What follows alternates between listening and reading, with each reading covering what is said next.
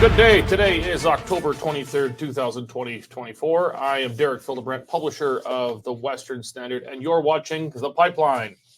I'm joined, as always, by Western Standard opinion editor Nigel Hannaford.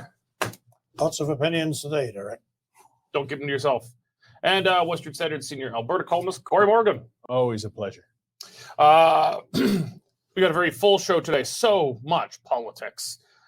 Trudeau is fighting back a Liberal caucus revolt. Yes, 24 Liberal MPs have put their names to a letter saying, please don't run. We don't want to lose our seats. We're going to talk about the incredible stalemate of BC's election, which is not yet really decided. Days later, we still really don't know who the government in BC is going to be yet. We're going to bring in the Western Standard's British Columbia bureau chief for that. And we're going to go to the election in Saskatchewan, which has been so boring so far, but has actually heated up. We've got polls showing the race has tightened up, some actually showing the NDP in the lead. And some very interesting topics, issues that have bubbled up there from our reporter, Chris Oldcorn. Okay, so gentlemen, we're going to start in Ottawa with what's going on there. So this has been coming for some time. There's been some dissent in the Liberal caucus for some time, but finally 24 Liberal MPs put their names to ink and paper today and presented it to Justin Trudeau in a caucus meeting, calling on him to step down for a variety of reasons, generally. Mostly that they are quite convinced, and probably correct, that they will lose the election if he stays on as Liberal leader. Justin Trudeau said, well, that's very nice, but go stuff yourself.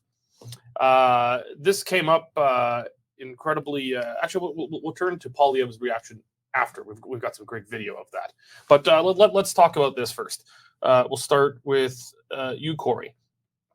The Liberals don't really seem to have a lot of fire in their belly. I mean, to go after the leader is a big political move, and 24 of them had the guts to put their name to paper.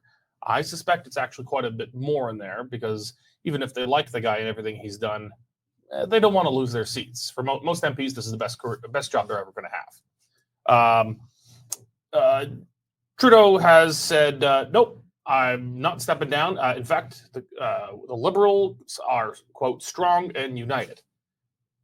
Every single word of that sentence is a lie. But how strong a hand do the rebel Liberals have here to try and get Trudeau to step aside? Not much. I mean, there's no mechanism if they can't get up more of them to stand up and put their names forward and push on this. But they're flailing. I guess they could hope that if they can keep pressure on him, he'll finally relent and give up, or maybe some others will find the courage. I think some are, as you said, they're in the closet.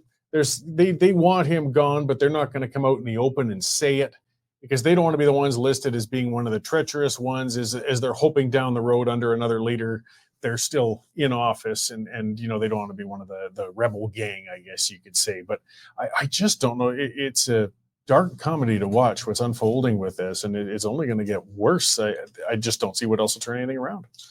I disagree with you a bit that there's no mechanism, and I've seen this reported across the media today. The most obvious mechanism would be the Reform Act. Without getting too far into the weeds, it's a piece of legislation that came from a private member's bill, Michael Chong, when Harper was prime minister. And it allows the caucus to remove the leader by secret ballot if they get a certain number of people in a petition requesting it.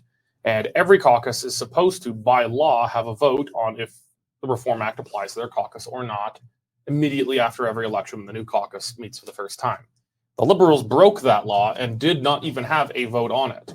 So, yes, they cannot invoke the Reform Act, it seems.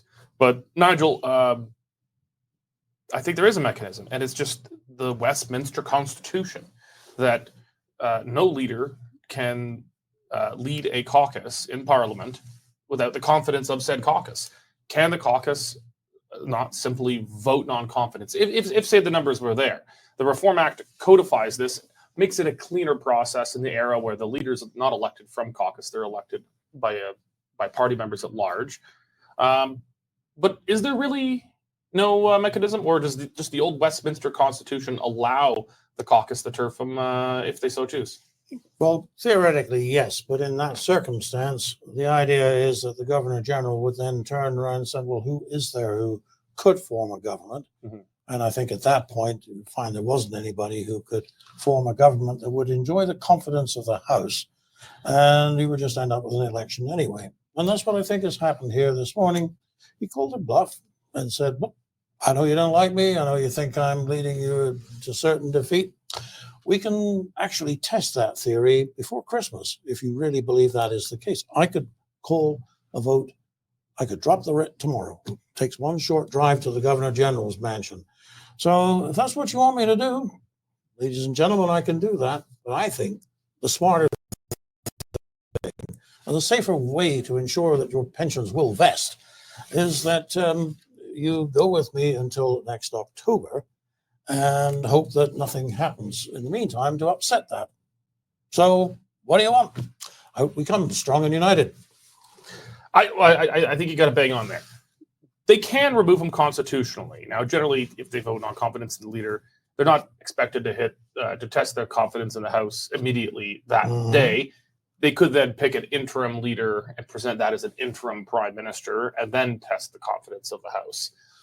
So there is ways, but the Reform Act really makes it nice and clear and clean, as we saw when the Conservatives ousted Aaron O'Toole. That was as clean as the guillotine on Marie Antoinette. Like, that came off fast. Charming thing to be reminded of. Yeah, it's but I mean, they were able to defenestrate the leader extremely quickly and cleanly, and they moved right on the next day into the leadership race. Mm-hmm. No, so Trudeau, rather defiant. We're gonna play a clip here. I generally don't watch Question Period, but it was on in the background while I was working in my office, and it caught my attention because this was peak Trudeau. Polyev was asking some questions, really ribbing. He was twisting the knife in Trudeau's ribs on this one, and it really got under the Prime Minister's skin. Let's roll the video. Honourable Leader of the Opposition. 24 Liberal MPs went to his caucus today to tell him that he's not worth the crime, cost, or corruption. They wanted to tell him that he's doubled housing costs, doubled the national debt, sent 2 million people to the food banks, but he wouldn't let them. He silenced half of the dissidents. In fact, some were intimidated so much so that even Rosemary Barton, the Prime Minister's favorite journalist, said people don't have phones in the room and some people are going to the bathroom texting us. Mr. Speaker, will the Prime Minister text those dissident Liberal MPs, tell them to come out of the bathroom and tell the whole world that he's not worth the cost? The Right Honourable Prime Minister. Speaker, in our caucus, people have always been free to speak their mind and have different perspectives. What is interesting, Mr. Speaker, is nobody in the Conservative caucus seems to have spoken out when one of their members got an all-expenses-paid trip to an extreme anti-abortion church in Florida. Nobody spoke out. Well, one of the members on their front bench went and dined with white nationalists, far-right German nationalists, and nobody spoke up and is continuing to speak up when their leader refuses to get a security clearance so he can deal with foreign interference. Okay, so Polyev, according to him, and it seems to line up with what I've heard, there were Liberal MPs who excused themselves from the caucus meeting to go to the bathroom, and they were texting Conservatives. So Trudeau, Polyev really ribbing Trudeau, saying, let your MPs out of the bathroom, let them speak freely. And Trudeau started with the fanciful notion that, Liberals are all allowed to speak freely. I've been a politician. No one in politics is allowed to speak freely in any party, particularly the Liberals, but no one is. But then he just couldn't help himself. Question about the Liberal caucus revolt against himself. Well, abortion. extreme abortion. And then, white nationalists, Germans even he brought up. Start with you, Nigel. This is the kind of reflexive go-to area for, the saying, what is a racist? Someone winning an argument with a liberal. This is the go-to progressivist attack when they're under fire, when they have no good logical arguments to make anymore. They just say, racist. They point the finger. That's what Trudeau's doing here. Absolutely. Well, of course he is. I mean, where else is he going to go? It used to be said that the patriotism is the last refuge of a scoundrel, while calling other people racist is the last refuge of an embattled liberal prime minister who doesn't have any friends sitting on the same side of the house as he's standing. So, kind of sad that he goes that way, but frankly, a tactical victory for Pierre Poilievre.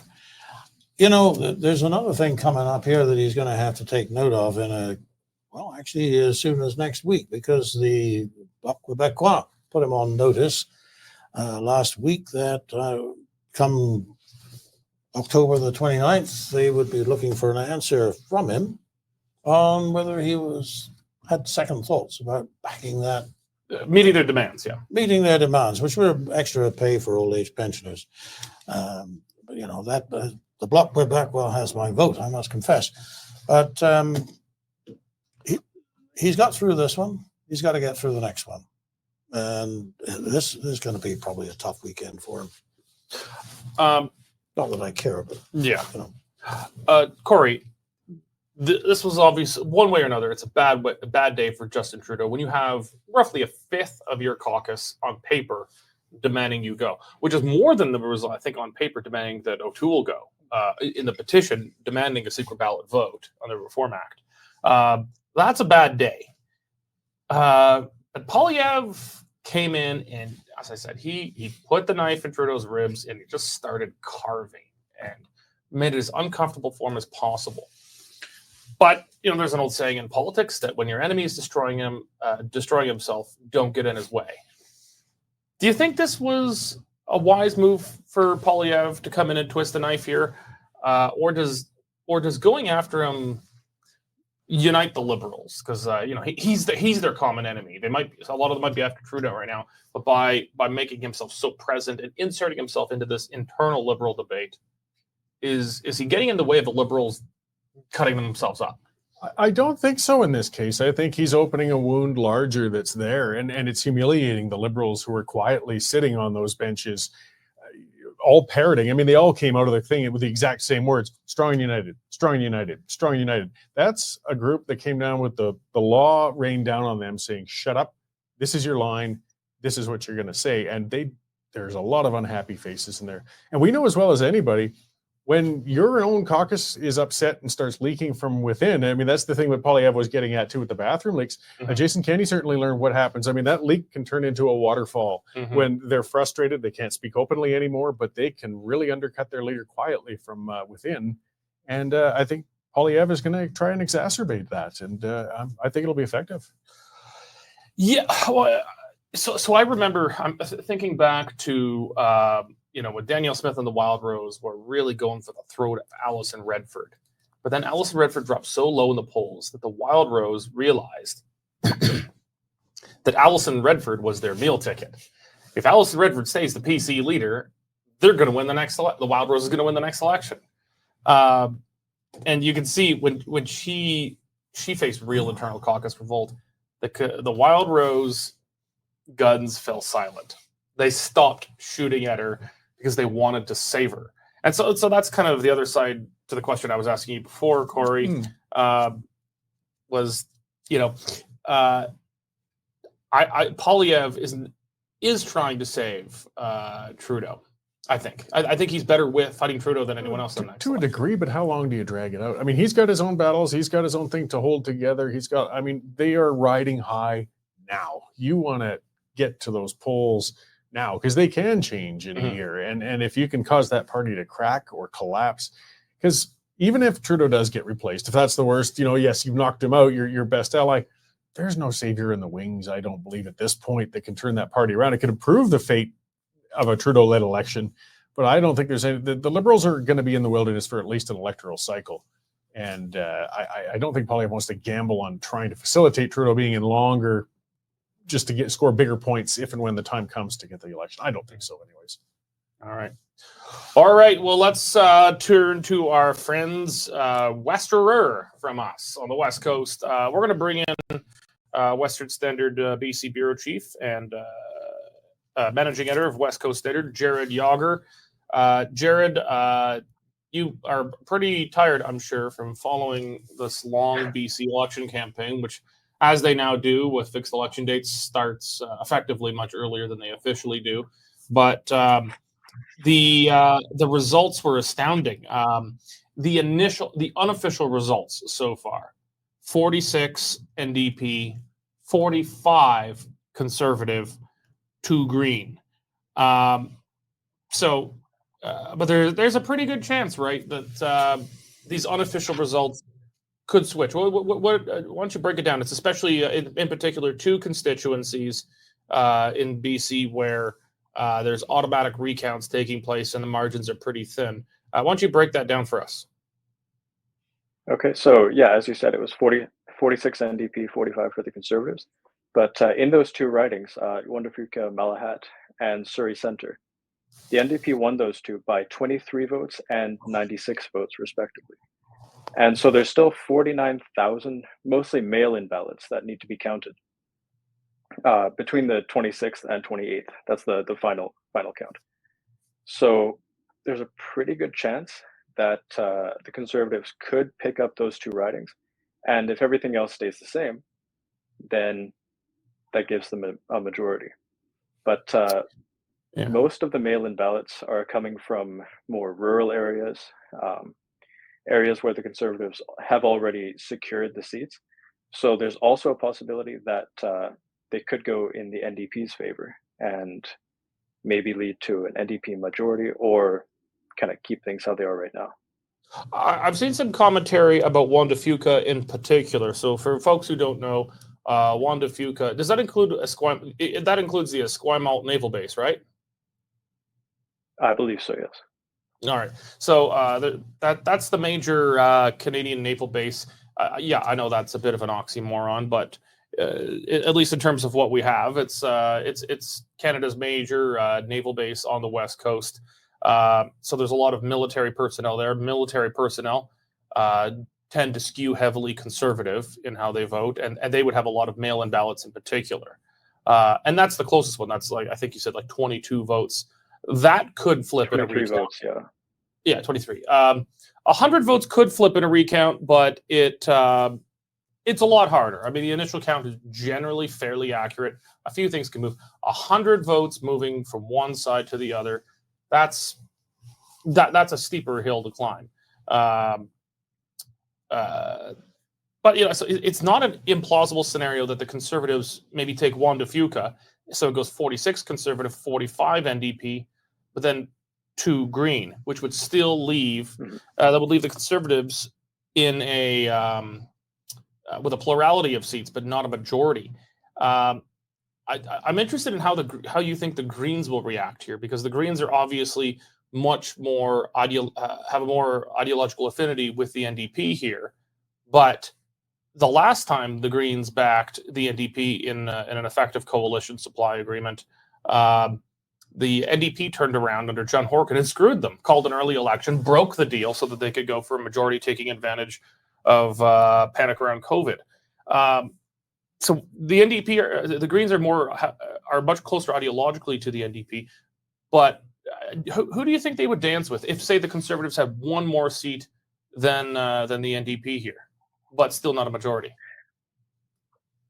Well, yeah, in the press conference yesterday, Evie was asked this question, and the reporter brought up the fact that in the last days of the election, the NDP was going pretty hard at Green Party voters, telling them, "Oh, don't vote for them, vote for the NDP." And so I don't know if they can bounce back from that and regain the support of the Greens. And like you said, it happened last time. Who's to say this time they won't do the exact same thing? But then again, based on what Sonia Furstenau has said, about John Rustad and the Conservative Party itself. I don't know. Personally, I doubt that they would join forces with a party that's that diametrically opposed on climate change, which is the Greens' biggest issue. Yeah, Nigel, that's my inclination. I think there's probably some more hurt feelings between the NDP and the Greens. They compete for a very similar voter pool. The Green leader lost her seat to the NDP. She tried to switch seats, and the NDP threw a disproportionate amount of resources to stop her. They really wanted to stop her because they really want to kill the Greens if they can in BC, because they're bleeding vote on the more extreme left flank of their party. But the ideological affinity is just so much closer. I don't really know why a BC Green Party exists when you've got the BC NDP.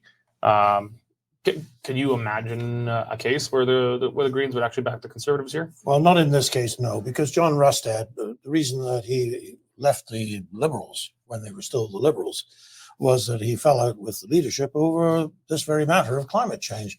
And they said, well, if you want to go and spout this nonsense, off you go. So off he went, and now he's there and they're not. Mm-hmm. So it's kind of pretty clear how the public has spoken on that.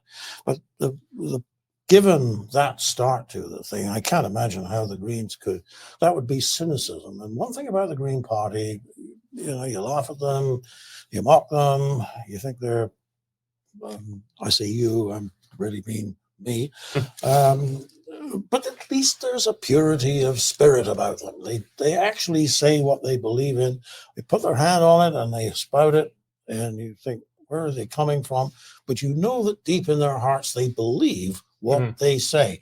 I have to admire that. And the other thing, you say, well, why would there even be a Green Party when you've got the NDP? Don't forget there are two bricks in that NDP wall. There's the there's the blue collar, what's left of it, and then there is that green sentiment, which is quite strong in the NDP.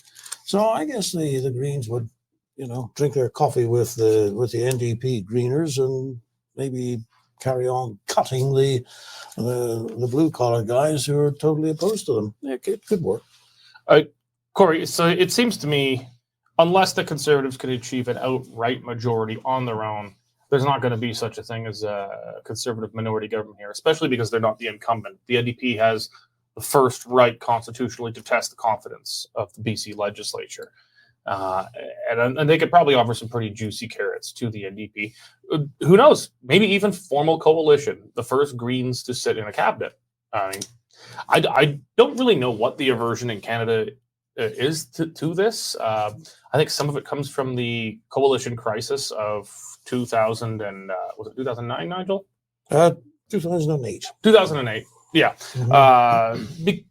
I think that kind of tainted the word coalition because it was trying to bring the Bloc Québécois into it, which was it was a bridge too far for many people. But constitutionally, there's nothing wrong with coalition governments. If you're David Eby and you need those 2 Green votes to stay premier, how far are you willing to go? I think you go fairly far to court him, but he's got cards to play too. I mean, just after an election this contentious, the electorate will not smile on any party bringing that government down fast. I mean, they've got some breathing space to say that they're going to try things, find cooperation. John Rustad says he's going to do it right away if he can. Yeah, I know. And he could say that, but I mean, he's sitting in 2 options. He's either going to not have the numbers to do it, or he's going to have a majority. That's the 2 options really ahead of him. So he can say such things, but to actually pull them down shortly after, I think whichever party did that would be very harshly treated, including the Greens, if they were a kingmaker and they went down on a bill that wasn't a real hill to die on with the NDP. I think if they're looking at the long game, Eby's got to talk to the Greens. They got to figure something out. As you said, why not? Give a cabinet spot, try to find something formal to entrench this for more than a couple of years. But their back isn't fully against the wall either. I don't think they're going to get. I mean, the Conservatives and Greens aren't going to get together to tear down an NDP minority. Well, anything's possible, but I see that as a very unlikely scenario unless Eby tried something very aggressive policy-wise to start out the new government. So it'll be very interesting to watch. They got a lot to consider. Well, that actually is interesting because really neither party has a mandate. No. so close It's that so you close. can't. What is it, about 30,000 people? Maybe Jared knows, but something in with like 1.6 million people turning out to vote. It's like they're about 30,000 apart. Is it something like that, Jared? It was around there. Yeah, it's pretty Yeah. close. I mean, talk about divided down the middle. Jared, let's talk about the NDP courting dance of the Greens here. The Greens, to me, always stand for two things: fight against global warming and more seats for themselves, which means proportional representation in some form. Have the NDP made much in the way of noise about saying, hey, if you're going to want our support in this government, you're going to have to give us proportional representation? Not really. No, nobody's really came out with anything yet. But yeah, at his press conference yesterday, Evie was asked if he would consider proportional representation, and he kind of dodged the question. But I think, yeah, above everything else, I think that's the Greens' biggest push right now. First enough, she mentioned that numerous times throughout the campaign, and I think, yeah, I mean, we've already had a number of referendums on that issue, and British Columbians have made it pretty clear how they feel. But I don't know, maybe after an election like this where it's so close and there's just gridlock and who knows if anything is going to get done, maybe they'd be open to it this time around. Yeah, I think that's the funny thing, and those are the two big things the Greens care about. But I bet you they would let the world burst into flames and warming if it meant that they got proportional representation. And I feel for them. There's been times where, like, I think the NDP got what was it? Did they get close to 10% in BC? Oh, in the federal election? No, the one you just had. You said NDP. What You do you mean mean? Oh, sorry, I misspoke. Yeah. Like, what percentage do the Greens get? Of the popular vote, yeah, it was pretty low, under 10%. Yeah. Either way, the NDP, the Greens, and small parties in general, always get less seats than the percentage would otherwise give in a strict PR system.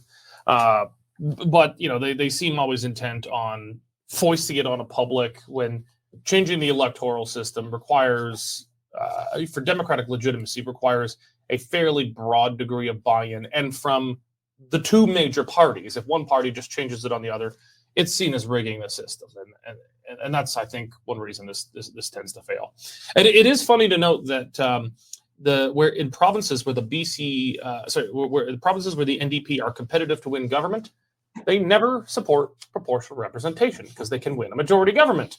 In jurisdictions where they can't, like, I don't know, federally, the NDP seems to really like the idea of proportional representation, which is why on this whole debate around PR, I've just come to accept your position on proportional representation has 99% to do with, does it benefit the party you vote for or not? I'm surprised that you are so cynical about the process, Derek. My word. When I belong to small parties, I like proportional representation. When I haven't, I hated it. I was just being honest with myself, and I thought, you know what? Yeah, my position on it really just tends to align with, does it benefit the party I vote for? Well, sure. Like going way back, I forget which columnist it was who wrote on that back when I led the Alberta Independence Party. But he brought up me as a foiled against proportional representation, was discussed at the Times, just saying, if you had PR, Cory Morgan would probably be sitting in there with four lunatic separatists next to him in the legislature. It's the best argument I've heard. Is that what you want? I was like, bring it on. But no such luck. Yeah.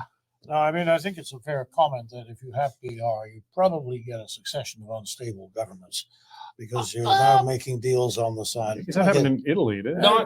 Okay, that's because they're Italians. Well, that's it. We're going down a rabbit hole now. But yeah, I mean, almost every country in continental Europe has some form of it. The Italians have it, but I'm attributing that to them just being Italians. All right, Jared, thank you very much for joining us. We'll let you get back to work out in BC there. All right. Thank you. We're going to turn now to our friends just east of us. We're going to bring in Saskatchewan, Western Standard Saskatchewan Bureau Chief and Managing Editor of Saskatchewan Standard, Chris Oldcorn. Chris, you've been on the campaign trail, closely watching things. Election coming, I believe, Monday, right? That is correct. Early voting has opened. It opened yesterday, but yeah, the election day is on Monday, the 28th. Okay, so I know you've written an analysis piece today that, this was an extremely boring election, but it's become much more exciting now. Much of it actually, in fact, due to the reporting that you've done, that, there were in this grade 7 class, there's biological males who are allowed to use the girls' room. That it gets crazier. It's not just there's 2 biological males in the 7th grade, they're brothers. So mathematically, it's nearly impossible that they would actually be transgendered. This seems odd. And but it all seems to make sense when you learn that they are the children of a BC NDP, a Saskatchewan NDP MLA. That's kind of really injected some interesting life into the campaign that's had otherwise been pretty boring. Yes, up until that point, the campaign had basically been the NDP harping on education and healthcare, but just like education spending needs to go up, nothing really beyond that. And then healthcare, they were just pointing out, issues with Saskatchewan healthcare.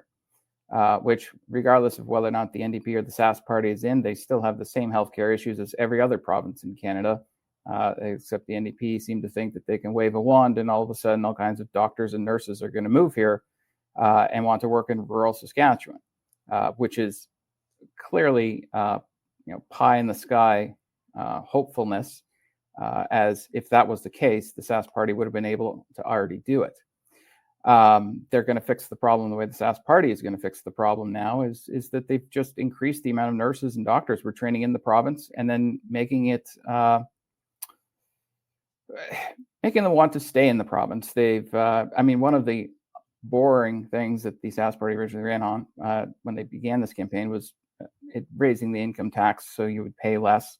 That would basically remove about 59,000 people from the tax rolls. But then the other thing was the graduate retention bonus. They increased that as well, depending on how many years you went to school in Saskatchewan, to get the nurses and doctors and other professional medical people in particular to stay here once they finish school. Okay. All right. Well, I want to talk about some of the polling here. To date, I want to see if you're changing your tone here. To date, you've been pretty confident that the Saskatchewan party has got this in the bag, that the NDP were going to gain some seats, but Correct. The math was just too difficult for them to get to a majority government. But there is a new poll out from CTV and Citrix research that has the NDP at 50%, the Saskatchewan party at 45%, and 5% for others. Now, even if the math is difficult for the NDP because they're just so unpopular in rural Alberta, at a 5% lead, even an inefficient vote will generally triumph in the end. What are your thoughts? That poll's from Citrix, and all I will say about that is if you go to 338 Canada, you will find they get the lowest grade of a poll in all of Saskatchewan history. It's not worth the paper it's written on. As a matter of fact, when 338 put the numbers in from that Citrix poll, the amount of seats the Sask party was going to win actually went up a seat. That poll is not, let's just say Citrix is filled with people who were former NDP staffers. And that poll is to try and influence people to vote to the NDP. But as far as if you actually did a real poll like Angus Reid or something, you'd find that the Sask party is up by at least 10%. So you have not changed your prediction. You're solid that the Sask party has got this just with a reduced majority. Yep, 38-22. If anything, that Citrix poll, because of its the method that they used, I can see actually why the seat count went up for the Sask party by 1 seat actually. Nigel, I want to let's make sure I saw you wrote that down. We're going to hold Chris to account on these numbers. He better, if you're wrong, we're gonna rub it in your face, Chris. Go ahead. You can rub it in all you want, but there's not going to be nothing to rub in. So I'm fine with that. Well, actually, what happened? You've got a couple of fringe parties there who could bleed off just enough votes. They're at 5%, and in this particular poll. In this particular poll, 5% could make a difference. Who knows? What do you think? Well, that's split over several parties. The PCs are going to get, their usual around 1% of the vote. The Buffalo Party is doing well in a couple of ridings, but when I say doing well, we're talking mid to high teens, and same with Sask United. None of them are actually polling really high enough to win seats. And particularly when Mo came out with regards to our story about Elgoni Elementary School and saying that the first thing his government would do would be a ministerial order that biological boys would be in the boys' change room and biological girls in the girls' change room. That kind of ate the lunch of the Sask United Party because that was their thing, parents' rights. And even the Sask United released a press release even stating that, Mo stole the idea from them. So with Mo now willing to do that, and that's the first thing he's going to direct as Minister of Education to, he's once again solidified his party, for the time being anyways, that they are the party of parents' rights. So one other thing, Chris, when last week we had an item that ran and talked about the way in which the tide seemed to be turning on the trans issue. And we pointed out that it had started in New Brunswick, where Blaine Higgs, the premier, had been the first among the premiers to actually say, this is rubbish, let's not do it. And then, of course, it spread in Ontario and in Saskatchewan, where Scott Moe picked it up, and Danielle Smith came out very strongly. Now, what we saw this week was that Blaine Higgs went down rather badly in the provincial election there. Do you think possibly we misunderstood the popularity of, what shall we say, the traditional pro-parents' rights feelings across the country? And that could be a problem for Mr. Moe? No, because I think if you look particularly at federal polling, Saskatchewan is by far even more conservative than Alberta is. This province is going to go completely blue in the next federal election, including Saskatoon and Regina. The East Coast tends to be a bit more of a liberal stronghold. Obviously, it's crumbling a bit now under Trudeau. But when he came to power, he swept the East Coast. That didn't happen in Saskatchewan. Here, people are much more conservative. There's been a few polls questioning things about parents' rights since it all started last year. And consistently, 85% of people here support parents' rights, either strongly or, they agree with it. So the crowd that is, I'll call it anti-parents' rights, is actually just small and vocal here, but there's not actually a large amount of them. Okay, good. The NDP has left this whole harping on the trans stuff. I mean, even in the debate, Carla Beck only mentioned trans twice, and as soon as she mentioned it, she moved away. And even when she issued a response after Mo talked about the ministerial order, she didn't say trans children. She just said vulnerable kids. So she has a hard time even saying it in her press releases when she released that, and also even on the debate night. Well, is it that the NDP is just perhaps a bit afraid of this as an electoral issue, or is it maybe that they more moderate than, say, the NDP in other provinces? Because I've read during the campaign, I think it was Nicole Sauer, who I think was not even referring to women, but referred to menstruating people. That's rather extreme ideological buzzwords that we don't even talk about women now. We just talk about various functions of biology to come up as a shorthand of things. But I don't know. Is it that the Saskatchewan NDP is perhaps more moderate than New Democrats elsewhere in the country, or is it just that they don't think this is a winner for them in the polls? It's not a winner for them in the polls, but I would say if you compare them to the federal NDP, they are more conservative. For example, most of them are against the carbon tax. There are a few that are still very pro-carbon tax. But Carla Beck, the leader, has said that she's against the federal carbon tax. So there are members of the NDP who have views that, when you say them, make you chuckle. Nicole, as you mentioned, she was calling people in the ledge this past session, like in the spring session, people who menstruate, and she couldn't say the word woman. And that was getting chuckles even from people up in the gallery, where the speaker would have to tell people to like calm down and not make any noise. But it's just a gut reaction for some people. And they have others who they say things that offend parents. For example, another NDP MLA, she's also probably going to win her seat again here in Regina. She said that the people concerned about parents' rights are on the far right of the Fringe. Well, that's like 85% of the province. That's a big far right Fringe group of people living here, apparently. Some of the things they say are just completely tone deaf, which I said in my story. They're like, I even entitled my story Momentum. And the reason is that the last 2 days, Carla Beck is doing her Momentum tour, but there's no momentum.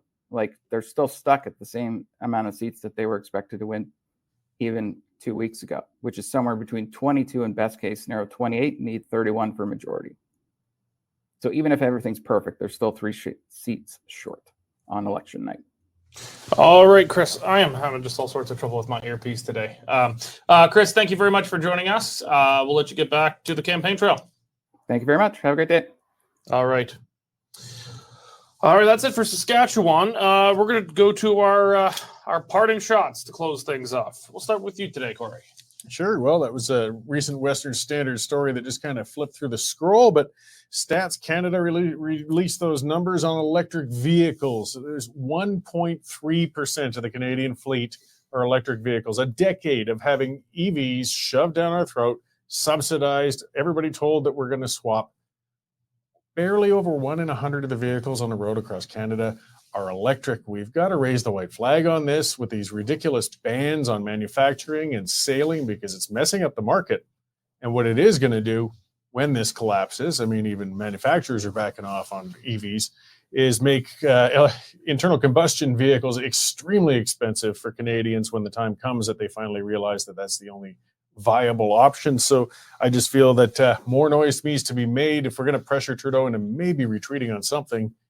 Get off these bloody electric vehicles. They're not going anywhere. Well, you know, the planned ban of real vehicles, I think that's going to get scrapped when the Liberals lose power next year, very likely. But if for some reason it continued, I'm going to be like Cuban and just be rebuilding my truck for the next 50 years. So, Nigel. Well, it's talking of the end of the age. You know, Mr. Trudeau made a brave show coming out of that caucus meeting this morning. But, you know, really nothing has changed for him.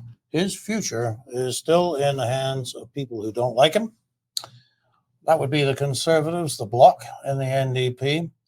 And really anything can happen. This is a story to watch. All right. Well, my parting shot is actually, it's a bit of a pun, a good pun.